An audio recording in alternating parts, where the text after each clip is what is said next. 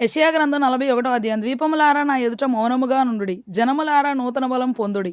వారు నా సన్నిధికి వచ్చి మాటలాడవలను. వ్యాజ్యము తీర్చుకొనుటకు మనము కూడుకొందము రండి. తన ప్రవర్తన అంతటిలో నీతిని జరిగించు వానిని తూర్పు నుండి రేపి పిలిచిన వాడెవడు? ఆయన అతనికి జనములను అప్పగించుచున్నాడు, రాజులను లోపరచుచున్నాడు. ధూళి వలె వారిని అతని ఖడ్గమునకు అప్పగించుచున్నాడు.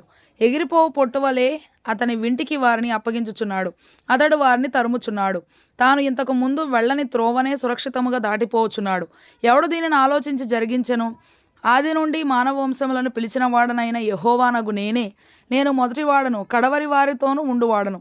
ద్వీపములు చూచి దిగులు పడుచున్నవి, బూదిగంతములు వణకుచున్నవి. జనులు వచ్చి చేరుచున్నారు.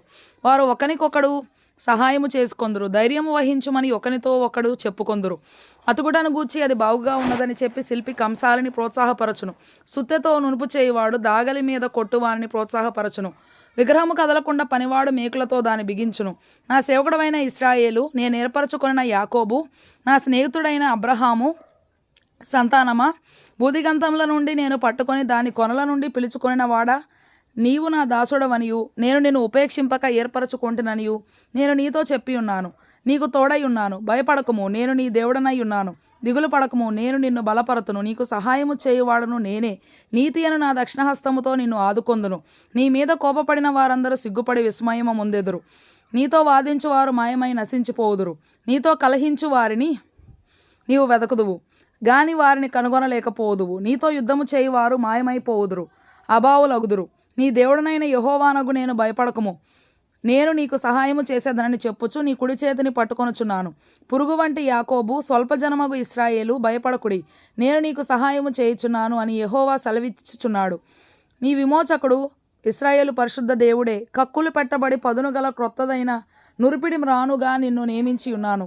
నీవు పర్వతములను నూర్చుదువు, వాటిని పొడి చేయుదువు, కొండలను పొట్టువలే చేయుదువు. నీవు వాటిని గాలించగా గాలి వాటిని కొనిపోను, సుడిగాలి వాటిని చెదరగొట్టును. నీవు యెహోవాను బట్టి సంతోషించుదువు, ఇశ్రాయేలు పరిశుద్ధ దేవుని బట్టి అతిశయపడుదువు. దీనదరిద్రులు నీళ్లు వెదకుచున్నారు, నీళ్లు దొరకక వారి నాలుక దప్పిచేత ఎండిపోవచ్చున్నది. యెహోవాను నేను వారికి ఉత్తరం ఇచ్చేదను, ఇశ్రాయేలు దేవుడనైన నేను వారిని విడనాడను. జనులు చూచి యెహోవా హస్తము ఈ కార్యము చేసననియు, ఇశ్రాయేలు పరిశుద్ధ దేవుడు దీన్ని కలుగజేసననియు తెలుసుకొని మనస్కరించి స్పష్టముగా గ్రహించున్నట్లు చెట్లు లేని మెట్టల మీద నేను నదులను పారజేసేదను, లోయల మధ్యను ఊటలను ఉబకజేసేదను. అరణ్యమును నీటి మడుగుగాను, ఎండిన నేలను నీటి బొగ్గలుగాను చేసేదను. నేను అరణ్యములో దేవదారు వృక్షమును, తుమ్మ చెట్లను, గొంజి చెట్లను, తైల వృక్షమును నాటించెదను. అడవిలో తమాల వృక్షములను, సరళ వృక్షములను, నేరేడి వృక్షములను నాటెదను. వ్యాజ్యమాడుడని యెహోవా అనుచున్నాడు. మీ రుజువు చూపించుడని యాకోబురాజు చెప్పుచున్నాడు. జరగబోవు వాటిని విశదపరచి మా ఎదుట తెలియజెప్పుడి. పూర్వమైన వాటిని విశదపరచుడి. మేము ఆలోచించి వాటి ఫలమును తెలుసుకొనున్నట్లు వాటిని మాకు తెలియజెప్పుడి. లేని ఎడల రాగల వాటిని మాకు తెలియజెప్పుడి. ఇక మీదట రాబో సంగతులను తెలియజెప్పుడి. అప్పుడు మీరు దేవతలని మేము ఒప్పుకొందుము. మేము ఒకరినొకరము సాటి చేసుకొని కనుగొన్నట్లు మేలైనను కీడైనను చేయుడి. మీరు మాయా సంతానము, మీ కార్యము శూన్యము. మిమ్మను కోరుకొని వారు హేయులు. ఉత్తర దిక్కు నుండి నేను ఒకరిని రేపుచున్నాను. నా నామమున ప్రార్థించువాడు ఒకడు సూర్యోదయ దిక్కు నుండి వచ్చుచున్నాడు. ఒకడు బురద త్రొక్కునట్లు, కుమ్మరి మన్ను త్రొక్కునట్లు అతడు సైన్యాధిపతులను నలగద్రొక్కును. మేము ఒప్పుకొనున్నట్లు జరిగిన దానిని ఆది నుండి తెలియజెప్పిన వాడెవడు? ఆ వాదము న్యాయమని మేము అనున్నట్లు పూర్వకాలమున దానిని తెలియజెప్పిన వాడెవడు? దాన్ని తెలియజెప్పువాడెవడనూ లేడు, వినిపించువాడెవడనూ లేడు.